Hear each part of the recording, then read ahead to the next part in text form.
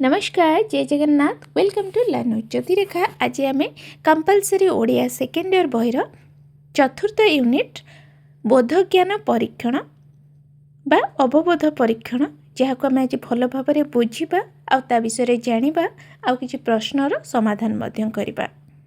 तेबे यार गोटे नियम कौन ना प्रश्नर उत्तर अनुच्छेद बा काव्यांश मध्य निहित छात्र छात्री माने ताको खोजी अवहित हेबा आवश्यक। एठी मु कही रखी +2 रे केवल पद्यांश पड़ुची बोर्ड परीक्षा रे। तेबे काव्यांशर अविकल नकल आम करवानी यथासंभव निज भाषा रे देबा आ काव्यांश रे 5 गोटी प्रश्नर उत्तर गोटे वाक्य रे देबाकू हबो जार मूल्य 1 नंबर। प्रश्नावलीर उत्तर क्रम अनुसार रहिबा उचित। आम जेकोसी लेखा लिखुचे ताको क्रम अनुसार निहाती रखिबा उचित। अनुच्छेद किबा काव्यांश रे आम सबु बेले प्रॉपर आंसर लिखिबा। तो आज आम पद्यांश विषय रे कहबा जेहेतु गद्यांश बोर्ड रे आसुनी तो आम पद्यांश विषय करवा। तेबे पद्यांशटी प्रथमे पढ़ी नबा। 1 मार्क 5टा पड़िबो, टोटाल 5 मार्क पद्यांश पड़िबो। केही रही नहीं रहिबो नाहीटी भव रंग भूमि तले सर्वे निज निज अभिनय सारी बाहुड़िबे काल पळे। स्मृति तीर्थीजार नाम होइअछि अमर वर्णे अंकित पुण्य श्लोक ऐर नरपति हेले कालतुंडे कबलित। काहीं गले इंद्र दिम्न महीपति उत्कल गौरव रवि नीलाचले स्थापी एही कीर्तिकली कलुष पर्वत पवि।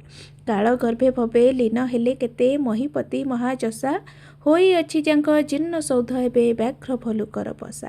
शैबाଳ पाषाण भेदीरे सौध होइछि नील बरण कृमि तंतुजाल होइअछि एबे गव्याक्षर आस्तरण। स्वर्ण दीपालोक उठुथिला जहीं अगुरु धूपर घटा तिमिरकु तहीं बिजंती बिजने पक्षवाते चटा।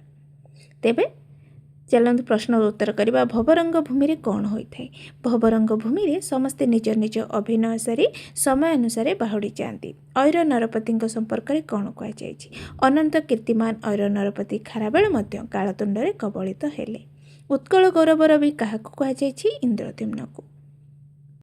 राजा मानक जीर्ण प्रसाद एवं क्यों अवस्था? जीर्ण सौध एवं बाघ भल्लुंक बसारे परिणत।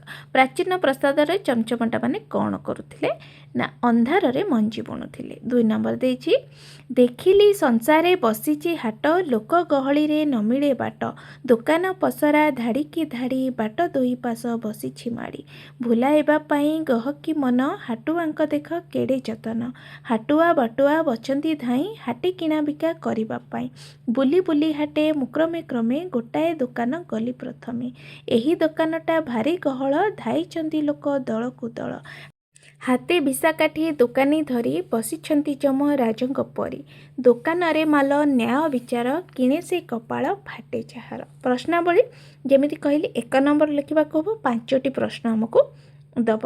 तो 1 नंबर देछि संसार मध्य बसीथिबा हाट को कवि किपरि देखिछंती। संसार मध्य बसीथिबा हाट रे लोक गहली रे बाट मिलु नथिबा कवि देखुछंती। गहकी को मन भुलाइबा पई हाटुआ माने कौन करिछंती ना गहकी को मन देबा पई हाटुआ माने केते प्रकार यत्न करिछंती बा मन भुलाइबा पई। लोके दलकु दल केउठिकी धाइंचती बोली कवि कहिछंती। लोके दलकु दल हाटरे प्रथम दुकानी रे न्याय विचार किनिबा पई धाइंचती। विशाखाटी हाथरे धरी दुकानी केउ परि बसिछंती। विशाखाटी हाथरे धरी दुकानी जमराजंक परि बसिछंती। प्रथम दुकान रे केउ माल मिले बोली कुहा जायछि? प्रथम दुकान रे न्याय विचार माल मिले बोली कुहा जायछि। 3 नंबर सेमते आ गोटे कविता आसंतु पढ़िबा जहाँकि छुआ बेले आम खूब पढ़ीचे। डाहाणिया खरा पड़ी बेल जाऊँगी बुड़ी कि सुंदर पारा जोड़िक जाऊ अचंती उड़ी आस आस पारा जोड़िक मोर पिंढारे बस खाइबाकू देवी तुम्भको मुही नड़िया रस पीबाकू देवी तुम्भको पद्म पोखरी पानी शोइबाकू देवी खटुली माड़ी घर मु आनी माड़ी घर खटुली रे जे बाउंसर पातिया माँ झुअंकर गोड़े रतनर झुंटिया सारी पचारिला सुआरे केउ दांडरे जिबा सुआ बोले सारी चाल गो बड़ दांडरे जिबा बड़ दांडे दांडे जाते पाऊँ गोबर लंडी लिपि पोछि देई जाओ माँ पूजी मंगल चंडी। प्रश्नावली 1 नंबरिया 5टा पड़िबो। तो चलंतु प्रश्नर उत्तर करबा। ପାରାଯୋଡ଼ିକୁ କ'ଣ ଖାଇବାକୁ ପିଇବାକୁ ଦେବାକୁ କବି କହିଛନ୍ତି? ପାରାଯୋଡ଼ିକୁ ନଡ଼ିଆ ରସ ଖାଇବାକୁ ଓ ପଦ୍ମ ପୋଖରୀ ପାଣି ପିଇବାକୁ କବି କହିଛନ୍ତି। ମାଳିଘର ଖଟୁଲି କେଉଁଥିରେ ତିଆରି? ମାଳିଘର ଖଟୁଲି ବାଉଁଶ ପାତିଆରେ ତିଆରି। ପାରାଯୋଡ଼ିକ କେଉଁ ସମୟରେ ଉଡ଼ି ଯାଉଥିଲେ?